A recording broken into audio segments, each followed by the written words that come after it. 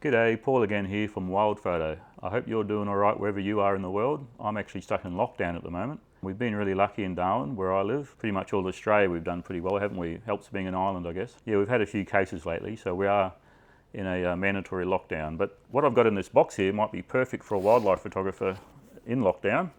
So I thought I'd have a bit of a box opening and maybe get a few shots in the backyard. It is, as you'd know from the title of this video, the new 105mm Nikon macro lens, so I'm pretty excited to have a look at it. Haven't opened it yet. The reason why I was able to order this actually, why I could afford it, I was lucky enough to win a competition that they even sent me a frame print of it. It's a lightning photo, as you can see. It is the environmental award for the oil and gas industry, the Appiah industry in Australia. So I was really thrilled to win that, and yeah, it was really awesome. But basically I got a $1,000 gift voucher from Ted's Cameras, which is really cool. I think this is about $1,600. Went a long way towards paying for this, so that was a real bonus. All right, well, let's open her up and have a look at it. Still all the original packing. We just picked it up from the post office.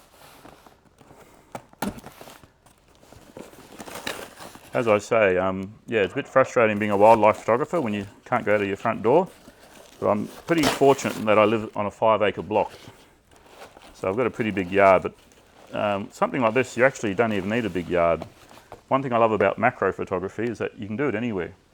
So even if you live in the suburbs, yeah, macro photography, it just provides so many opportunities.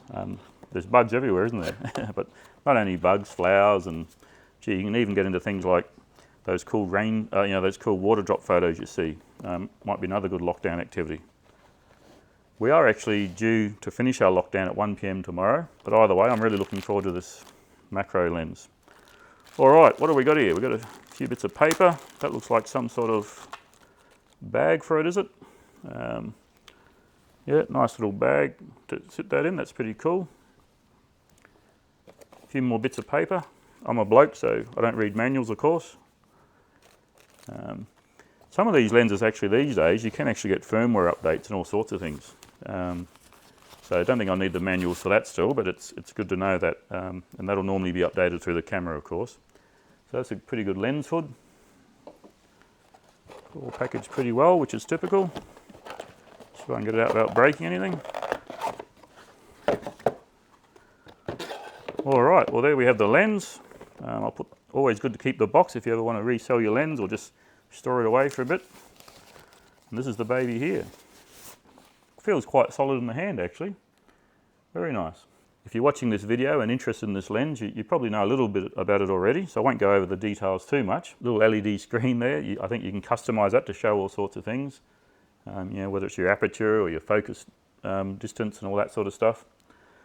It's got a really cool little focus limiter switch here, so if you're really trying to do that precise close manual focus, or even autofocus, you can go from 0.5 meters or closer, which is pretty cool. I did actually order a couple of extension tubes in the meantime while I was waiting for this too, and I haven't got them with me. I'll just grab them. Lucky with the magic of video editing, I can just have the extension tubes appear in my hand, can't I? So these are the Meike extension tubes. I'm not sure if that pronunciation's right. They're M-E-I-K-E. They're just a third-party extension tube. I don't think Nikon are making extension tubes for the Z mount yet. If you're not aware of extension tubes, basically you can put them on any lens and they allow you to focus even closer, but you do normally lose infinity focus. So for example, you know, I could put this on this lens. I think the current closest focus this lens can do is about 30 centimeters or 1 foot, a little bit under that I think, but with these extension tubes then you should be able to focus even closer. But yeah, stick with me. Let's go out in the garden and take a few shots.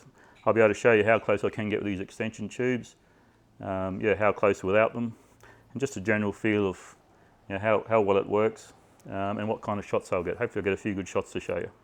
Let's go and have a look.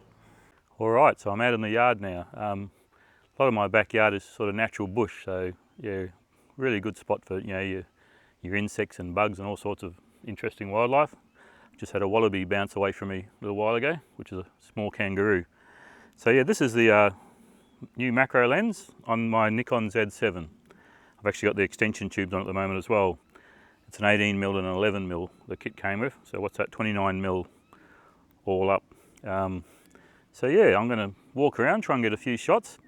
Just in early testing with the extension tubes, what I find is I'm getting a bit closer, but I'll actually give you some measurements. So I'll work that.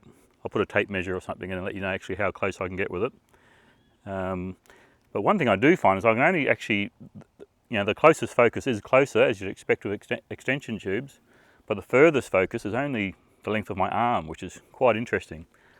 So yeah, extension tubes really aren't for general photography. As I said before, you do lose that infinity focus, but a lot more than that. You can't focus that far away, so it really is just a specialist macro thing. Extension tubes just, they have no glass. They're not like teleconverters. They are just spacers, basically. They space the lens away from the body. So yeah, as I said, this is my Nikon Z7. And yeah, early tests do show autofocus works with the extension tubes as well. But yeah, so we'll get a few shots with the extension tubes and without. I'm actually videoing this on my D500, which isn't really known for good video. I'd normally be videoing my Z7, but obviously this is a Z mount lens.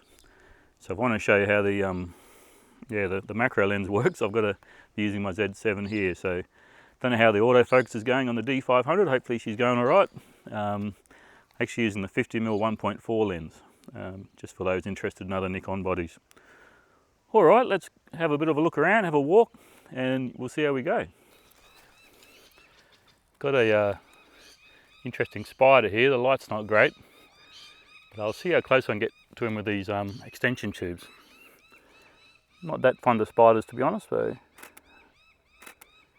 Oh, I'll get very close. He's filling the screen up, and he's not a real big spider. He's a bit silhouetted, so I'll give him a bit of positive exposure compensation, +1. Oh, there's another little one here with a better light on him. Actually, he's a bit smaller. We'll see if we can get him as well. He's got a dark background behind him, so he might come out a little bit better. So I'm using the autofocus with the extension tubes, and it's working quite well. I should actually mention I'm not a guru macro photographer by any means. Just sort of dabbled in it over the years. Got a few decent shots. A lot of my macro photography has actually been with my telephoto lenses, my big wildlife lenses. I might see a nice butterfly land nearby or a dragonfly or something. For instance, this shot I got in Kakadu once of this nice butterfly on this flower. I have actually owned the old F-mount 105mm macro. I got it second hand and it's pretty mouldy, and I haven't used it for years actually. It's not in real good condition. But I'm keen to sort of get into macro again. Now, serious macro photographers, from what I can see online and all that, you do actually have a flash and a nice diffuser and that sort of thing. So I'm just doing natural light photography this morning. I've actually ordered a cheap flash, so I'll get into it a bit more and get the diffuser and all that and see how we go. But yeah, it'd just be good to get around now and try a bit of natural light.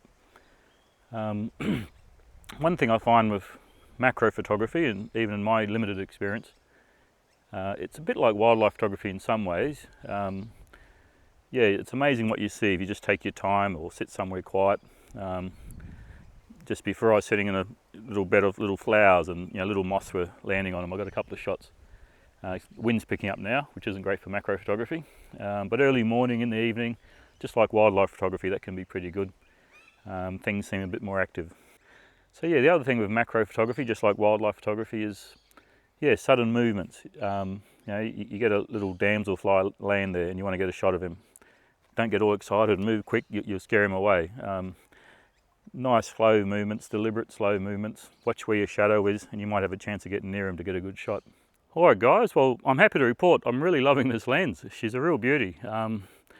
We'll go back on the computer and have a look at some of the results. But yeah, just looking through the viewfinder, just seems like I'm getting some really nice shots, and just in natural light. As I said, proper macro photography, if you're a bit more serious about it, you'll have a flash with the diffuser, get that beautiful soft light. So I'm getting pretty harsh light, I think. It's quite a bright morning this morning at the block. So yeah, getting real contrasty sort of shots, but yeah, I think I've got a few good shots. I must say, like, as I said, I've only really dabbled in macro photography with that older lens, which was a manual focus. I think it was an autofocus, but it didn't work very good, so I always used manual focus on it. And as I said, I'd get a subject, probably just manually focus as close as I could, and then just use my body backwards and forwards to try and get it in focus. And that was really hit and miss. Even if there's no wind and everything was pretty still, it's such a razor thin depth of field with macro photography. You'd be going in and out, and you'd just be taking lots of shots. And I still recommend you take lots of shots, but with this autofocus, even with the extension tubes, it's just staying on there. It's doing a really good job.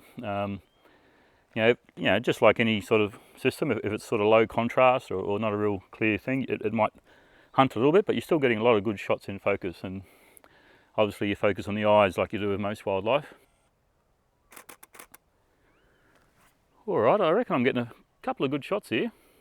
We'll get back to the computer and have a look. Hopefully I've got a few keepers.